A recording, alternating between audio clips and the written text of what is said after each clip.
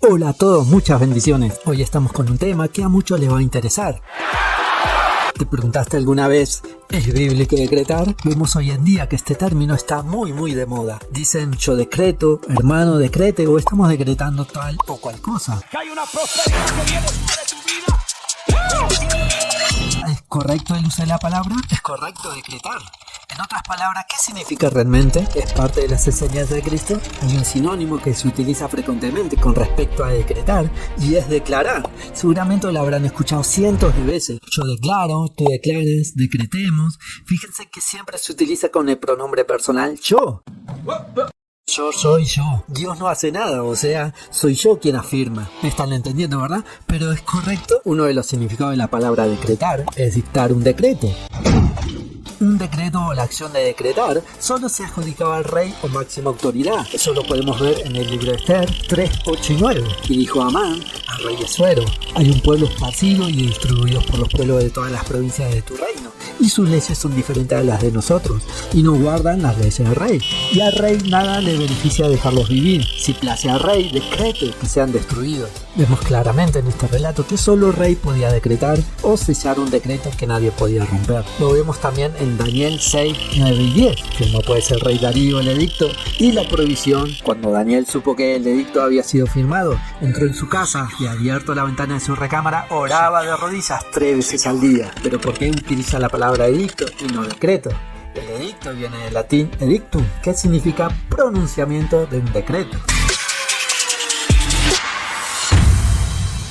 Muchos hoy en día creen que es correcto decretar bendición sobre sus vidas, familias, iglesias, etcétera, etcétera. Pero realmente depende de nosotros, de un profeta o de un predicador, hacer tales edictos o pronunciamientos. Veamos una historia muy interesante sobre un profeta al cual le pagaron para decretar o pronunciar maldición sobre el pueblo de Israel. ¿Sabes quién es? Estamos hablando del profeta Balaam. Este hombre fue profeta de Israel luego de que Israel saliera de Egipto y entrara a la tierra prometida. Entonces cuando salieron, al oír esto, Balac, rey de los moabitas, se llenó de miedo porque sabía todo lo que Dios había hecho a favor de Israel. Entonces a Balac se le ocurrió una gran idea. Mandó a llamar a los amonitas y les dijo: envíen mensajeros a Balaam, el profeta, y díganle que venga porque hablaremos con él. Entonces Balaam atendió el llamado de estos reyes y le dijeron a Balaam: nosotros queremos que vayas y maldigas a este pueblo, o sea, a Israel, y te pagaremos muy bien por eso. Balaam le respondió: no está en mí hacer tal cosa, solo Dios puede maldecir o bendecir, pero de todas formas consultaré a Dios. Así estuvieron varios días insistiendo a Balaam hasta que Dios se enojó y envió a su ángel. Esto lo podemos ver en Números 22, versos 26 y 38. Luego el ángel se adelantó y se plantó en un lugar tan angosto que nadie podía moverse ni a un lado ni al otro. Cuando la burra vio al ángel, se echó al suelo y no quiso dar ni un paso más. Balaam se enojó muchísimo y golpeó a la burra con un palo. En ese momento Dios hizo que la burra hablara y le dijera a Balaam: ¿qué te he hecho? ¿Por qué me estás golpeando? Balaam le respondió: ¿te burlas de mí? Si tuviera una espada en la mano, te mataría ahora mismo. En ese mismo instante, Dios permitió que Balaam viera al ángel. Oh my God. Parado en el camino y listo para atacarlo con su espada. Balaam entonces se arrodilló hasta tocar el suelo. El ángel de Dios le dijo: ¿por qué golpeaste a tu burra? Yo fui quien te cerró el camino, porque no me parece que debas ir a Moab. Si tu burra no me hubiese visto y parado, ya te habría matado y a ella le habría dejado con vida. Y Balaam le respondió: perdóneme señor, me he portado muy mal, yo no sabía que usted intentaba detenerme en camino. Entonces Balaam regresó a Balac y le dijo: aquí me tienes, pero solo diré lo que Dios me ordene. En otras palabras dice: muchachos, yo no puedo decretar o declarar maldición o bendición, eso le concierne a Dios.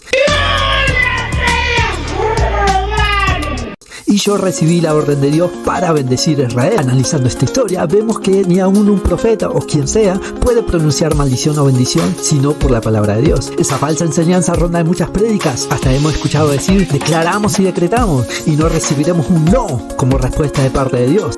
Señor, no tomaremos un no por respuesta para su sanidad. En Deuteronomio capítulo 28 dice: bendiciones de la obediencia y consecuencias de la desobediencia. Veamos una historia que justamente de allí se agarran muchos predicadores para equivocadamente decretar o declarar. Esto lo podemos ver en el libro de Primera Reyes capítulo 17. Dice: Elías predice la sequía. En el contexto histórico, el pueblo de Israel estaba desobedeciendo a Dios con pecados de idolatría.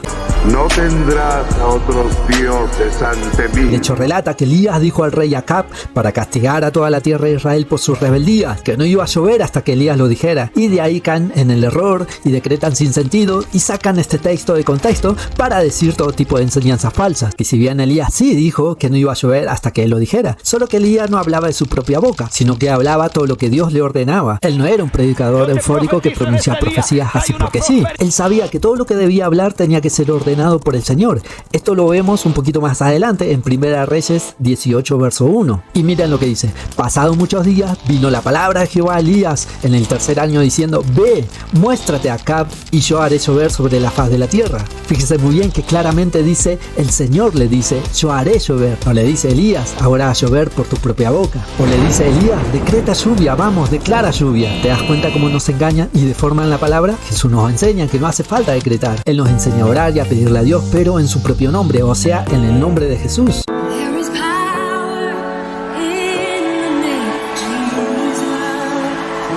Veamos el texto Juan 14:13. Y todo lo que pidieres al Padre en mi nombre, lo haré, para que el Padre sea glorificado en el Hijo. Hay una diferencia enorme, ¿verdad? Recuerden que solo un rey o la máxima autoridad podía decretar, en este caso la máxima autoridad que es Dios.